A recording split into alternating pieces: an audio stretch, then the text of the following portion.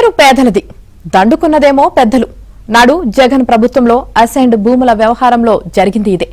20 ఏళ్ల కాల పరిమితి దాటిన అసైన్డ్ భూములను నిషేధిత జాబితా నుంచి తొలగించి శాశ్వత హక్కులు కల్పిస్తామంటూ జీవో 596 జారీ చేశారు.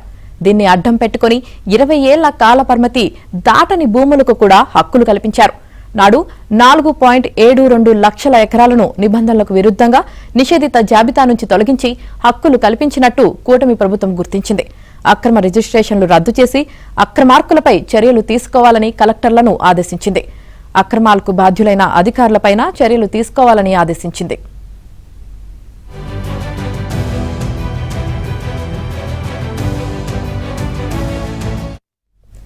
జగన్ ప్రభుత్వంలో అసైన్డ్ భూముల అక్రమాల లెక్క తేలింది.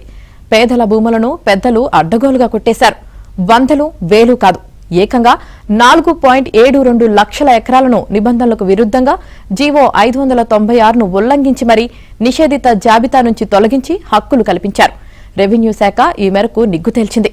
అందులోనూ ఎన్నికల ముందు రోజుల వ్యవధిలోనే 25,284 ఎకరాల భూమి రిజిస్ట్రేషన్ జరగ్గా ఇందులో 7,827 ఎకరాలు అడ్డగోలుగా చేశారని గుర్తించింది.